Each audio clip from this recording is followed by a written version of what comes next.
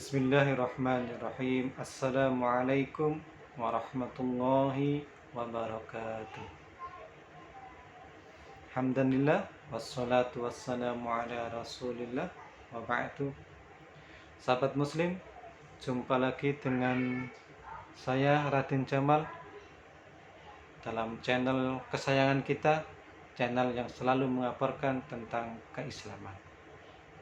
Sahabat muslim, dalam kesempatan ini saya ingin melanjutkan pembahasan kita kemarin bahwa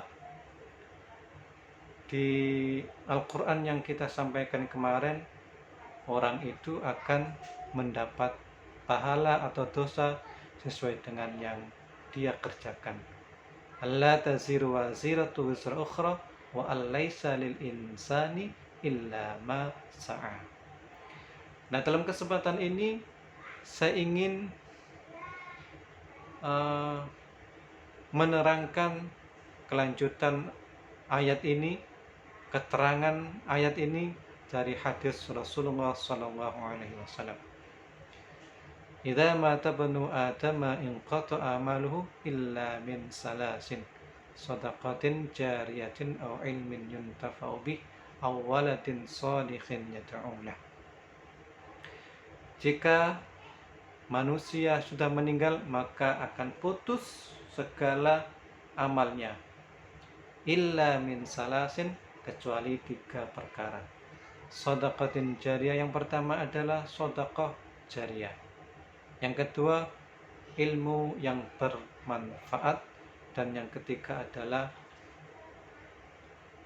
anak soleh yang selalu mendoakan kedua orang tuanya. Hadirin, yang pertama, sedekah jariyah. Selama ini yang kita dengar bahwa sedekah jariyah itu adalah sedekah yang diberikan kepada lembaga-lembaga keagamaan, lembaga-lembaga sosial yang bersifat permanen, yang bersifat tahan lama. Seperti kita sedekah ke masjid untuk pembangunan masjid, sedekah ke tempat pendidikan, atau untuk jalan-jalan dan lain sebagainya. Tapi bagi saya tidak hanya itu. Ketika kita sedekah merawat fakir miskin, itu juga bagi saya adalah sedekah jariyah. Kenapa? Memang sekilas sifatnya sangat konstruktif dan sekilas langsung habis pemanfaatannya. Tetapi kalau kita lihat secara jernih, secara mendalam, bahwa ternyata apa yang kita berikan kepada fakir miskin itu tidak habis begitu saja manfaatnya. Orang miskin, apapun yang kita berikan kepada orang miskin itu, fakir miskin, maka itu akan sangat bermanfaat bagi dia. Dengan kita memberi infak sedekah kepada mereka, maka hati mereka akan tenang, pikiran mereka tidak akan stres, ya kan? Kita bayangkan betapa stresnya orang yang tidak punya apa-apa, tidak punya uang. Kita bisa membayangkan bagaimana diri kita kemudian tidak megang uang sedikit pun, tidak ada makanan yang dimakan sedikit pun. Kemudian anaknya butuh sekolah, anaknya butuh SPP, anaknya butuh jajan, anaknya butuh susu. Coba. Nah, kalau kita berikan mereka, maka mereka akan bahagia, akan tenang, pikirannya akan tidak stres, ya, tenang, tidak stres. Nah, kalau dia tenang, pikirannya tidak stres, maka tentu dia akan menjalani hidup dengan santai. Mungkin ibadah dengan ibadah di masjid dengan khusyuk, ibadah di rumahnya juga akan tenang, ya.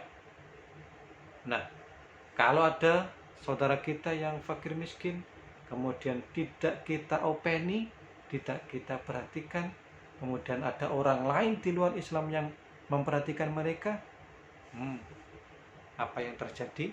Sangat mungkin mereka akan tinggalkan agama yang mulia ini, kemudian mengikuti agama mereka. Kalau seperti itu, siapa yang salah?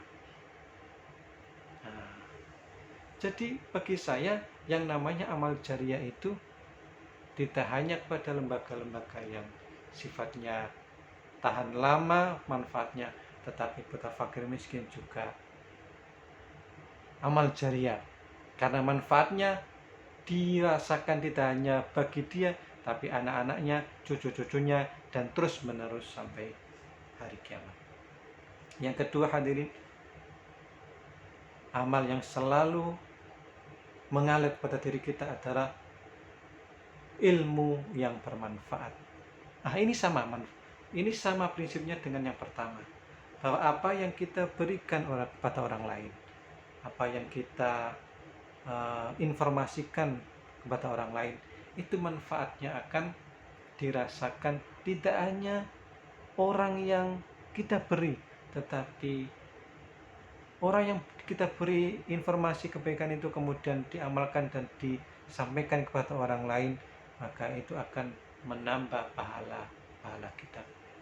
Rasulullah bersabda, man da'a hudan, siapa yang mengajarkan kebaikan, kana lahu minal ajri, maka dia akan mendapat pahala dari dia menyampaikan kebaikan itu, menyampaikan ilmu itu.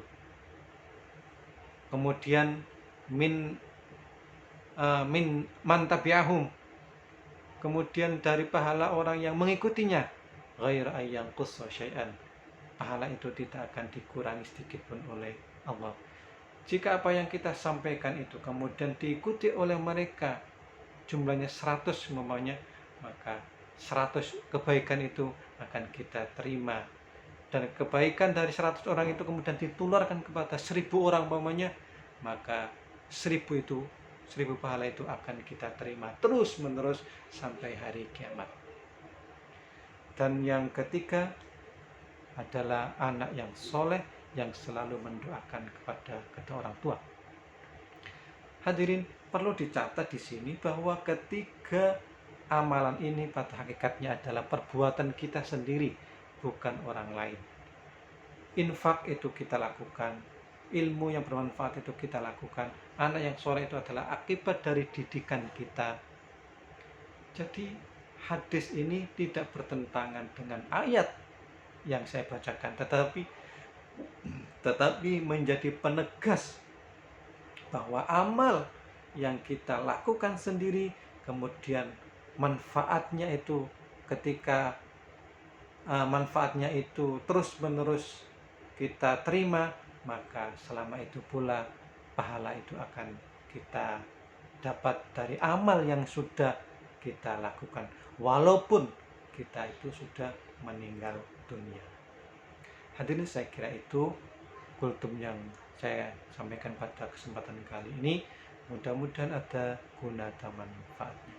Assalamualaikum warahmatullahi wabarakatuh.